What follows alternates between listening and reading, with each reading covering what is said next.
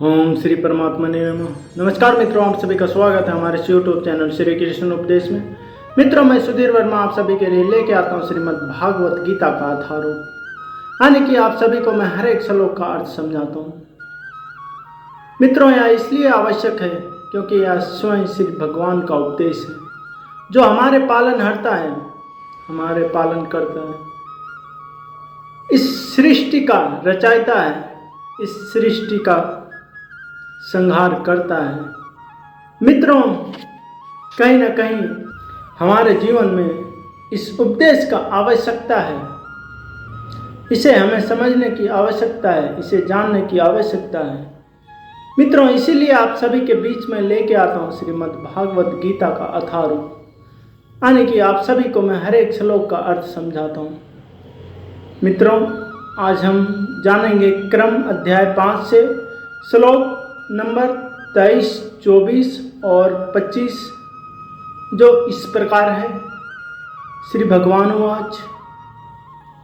श्री भगवान बोले, आदि शरीर को त्यागने के पूर्व कोई मनुष्य इंद्रियों के वेग को सहन करने तथा इच्छा एवं क्रोध के वेग को रोकने में सामर्थ होता है तो वह इस संसार में सुखी रह सकता है। तत्पर मित्रों, आदि कोई आत्मा सजता करके पथ पर अग्रसर होना चाहता है तो उसे भौतिक इंद्रियों के वेग को रोकने का प्रयत्न करना चाहिए। ये वेग है इस प्रकार, इतने वेग है: वाणी वेग, क्रोध वेग, मनोवेग, उद्रवेग, उपस्थ वेग तथा जिह्वा वेग।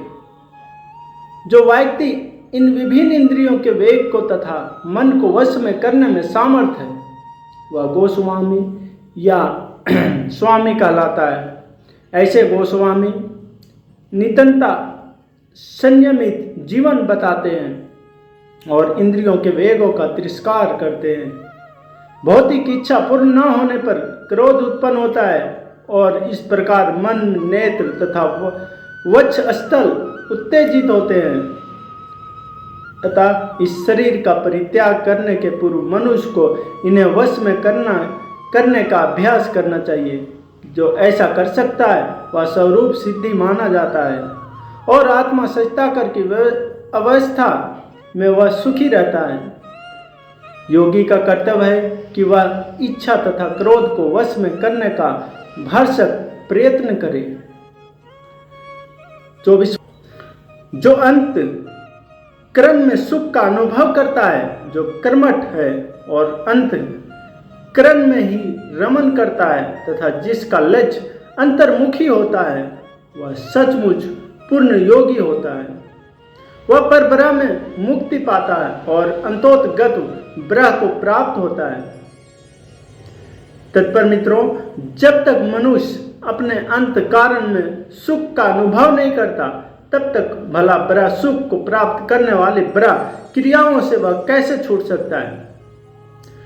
मुक्त पुरुष वास्तविक अनुभव द्वारा सुख भोगते हैं, अतः वह किसी भी स्थान में मौन भाव बैठकर अंतःकरण में जीवन के कार्यकल्पों का आनंद लेता है। ऐसा मुक्त पुरुष कभी बड़ा भौतिक सुख की कामना नहीं करता।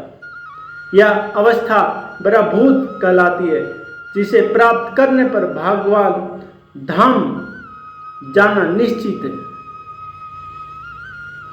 25वां श्लोक।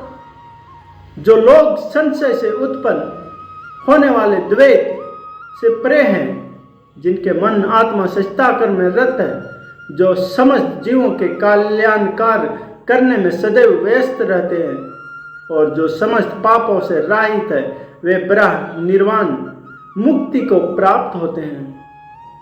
तत्पर मित्रों, केवल वही व्यक्ति सभी जीवों के कल्याण कार्य में रत कहा जाएगा जो पूर्णतः कृष्ण भावना भावित है।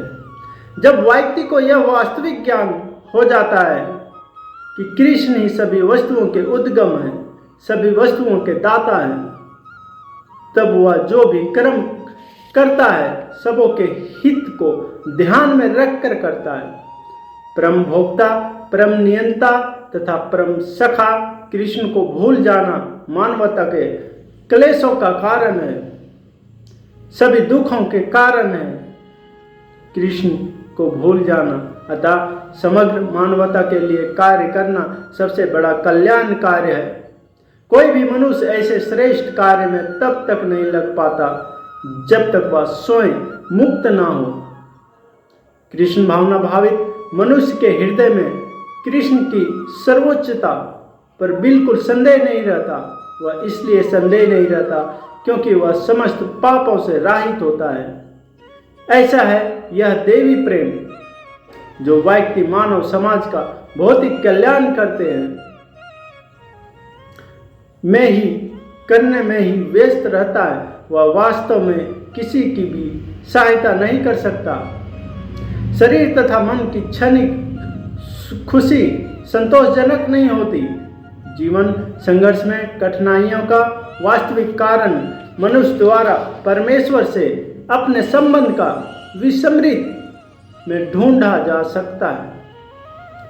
जब मनुष्य कृष्ण के साथ अपने संबंध को पूर्णता सचेष्टा रहता है तो वह वास्तव में मुक्तात्मा होता है, भले ही वह भौतिक शरीर के जाल में फंसा हो। 26वां श्लोक। जो क्रोध तथा समस्त भौतिक इच्छाओं से रहित है, जो स्वरूप सिद्धि आत्मसंयमी है और संसिद्धि के लिए निरंतर प्रयास करते हैं, उनकी मुक्ति निकट भविष्य में सुनिश्चित है। मोक्ष के लिए सतत प्रयत्नशील रहने वाले साधु पुरुषों में से जो कृष्ण भावना भावित होता है वह सर्वश्रेष्ठ है।